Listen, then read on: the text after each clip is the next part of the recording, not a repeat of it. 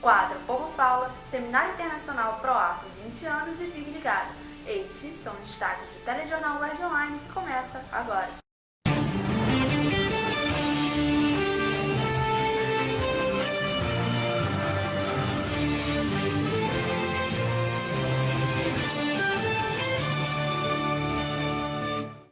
Boa noite. No quadro Povo Fala de hoje, Aline Batista procurou saber a opinião dos uergianos sobre racismo no futebol. Em vista do ato de racismo cometido contra Daniel Alves no jogo do Barcelona domingo, o Povo Fala quer saber o que os uergianos pensam sobre o racismo no futebol.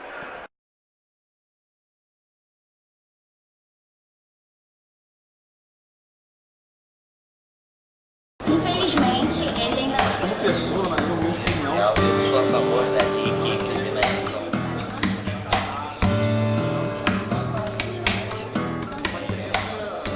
Minha pesquisa ali na filosofia é exatamente sobre tolerância, e a gente vê isso com um autor chamado Rainer Forst, também entre outros, tá? E a questão não só do racismo, como o preconceito de classes chamadas de minoritárias, como feminismo, que não é para mim uma classe minoritária, racismo ou os negros, que não são uma classe minoritária, porque é um grande número, né, de pessoas que formam a parte da sociedade nossa hoje brasileira.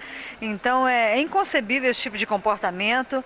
Isso é de fato uma intolerância, né, como a gente tem visto no nosso trabalho de pesquisa, a questão da intolerância, não só no futebol, como elas estão perguntando mais especificamente aqui, mas eu acho que ali é um espaço que chamam de público e por isso imaginam que podem de qualquer maneira, de qualquer forma, manifestar a sua chamada opinião. Eu não penso que aquilo seja uma opinião, seja uma manifestação assim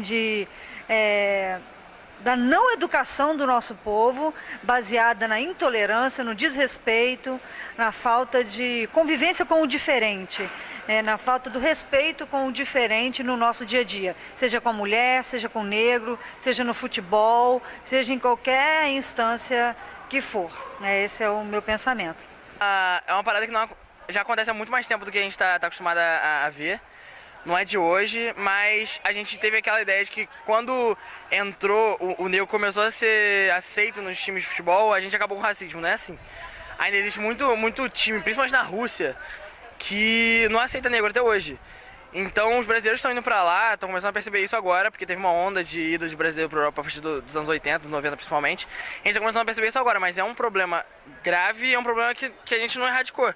E eu acho que essa ação dos jogadores se mobilizando para apoiar um cara que sofreu de racismo e até a própria atitude do Daniel Alves também, ajudam nisso para mostrar que o Brasil tem problemas de racismo, mas no futebol a gente tende a ser mais populista e deixar todas as classes sociais fazerem parte daquilo. Então acho que é importante até para mostrar para os europeus e para a comunidade mesmo do futebol, que ainda é muito racista, que os brasileiros têm uma posição, ainda mais sendo a Copa aqui. Muitas seleções da África, da Ásia, de outras culturas não ocidentais vão vir para cá. Eu acho que os jogadores brasileiros mostrando isso estão fazendo a parte deles que eles têm que fazer. Olha, eu acho que o racismo, de uma forma geral, ele é ruim. Em qualquer âmbito, seja no esporte, seja na cultura, em qualquer coisa. Você discriminar uma pessoa só pela cor da pele dela é um absurdo.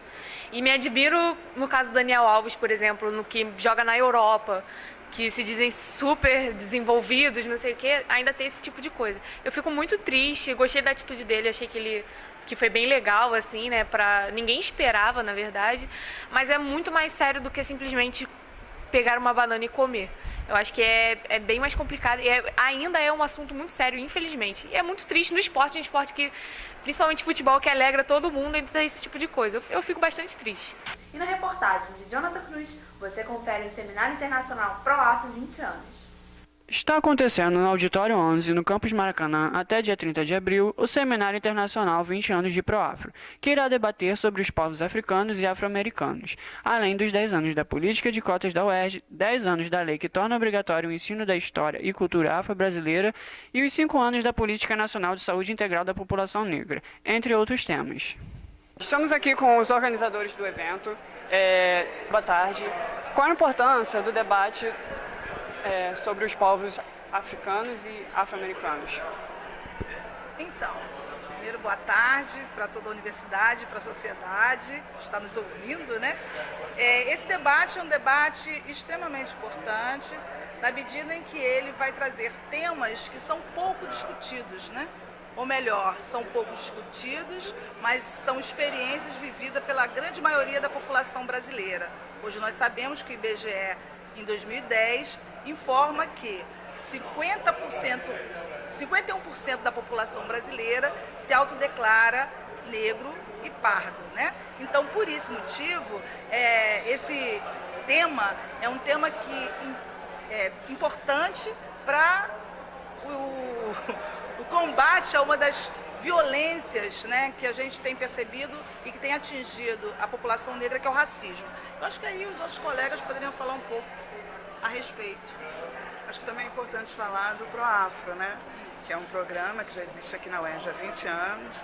É um dos primeiros programas a tratar sobre esse tema, os povos africanos, afro-americanos e também afro-brasileiros, e da diáspora. Então, a possibilidade de ter visibilidade na universidade, um programa que tem uma história, que efetivamente colabora para a promoção do debate, para a pesquisa e extensão nessa área. Esse programa também, assim, ele é pioneiro do Brasil, né? Isso é importantíssimo, assim, para o debate da universidade, assim, tendo em vista que dentro da discussão da diáspora, né, esse é o primeiro programa brasileiro que tem 20 anos, esse ano ele está fazendo 21, né, e é o primeiro debate a respeito das relações raciais, né, assim, que não existia isso na época, né, isso é importante porque hoje a gente está falando de 10 anos de cotas, né, raciais na universidade. Hoje a gente tem 25 anos da lei que coloca o racismo como crime, ou seja, ainda estamos fazendo uma discussão, né, assim, que é importantíssimo para a sociedade brasileira, para os descendentes africanos, mas para a sociedade brasileira em geral, né?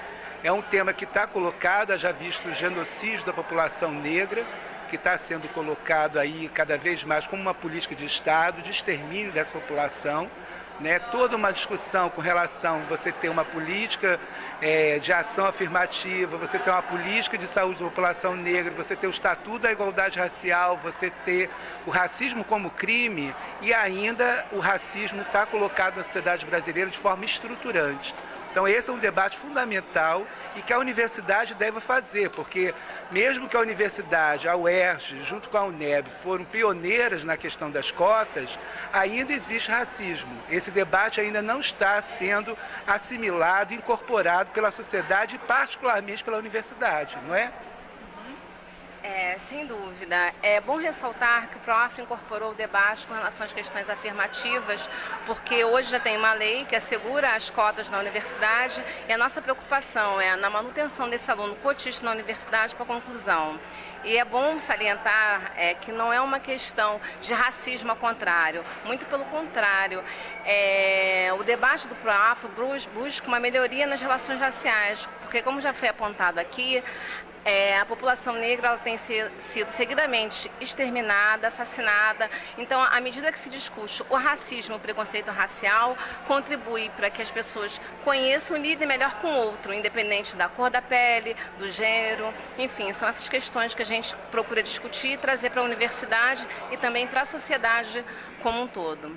A gente sabe, só para complementar, que o racismo ou o combate ao racismo ele se efetivará, de fato, com a construção de políticas públicas, né? E o papel da universidade é pensar essa formulação dessas políticas, é formar criticamente profissionais que tenham uma compreensão crítica dessa realidade, para que a gente possa, né, junto com a sociedade civil brasileira, enfrentar essas iniquidades, né? Porque quando a gente fala em iniquidade, significa que o Estado reconhece a desigualdade.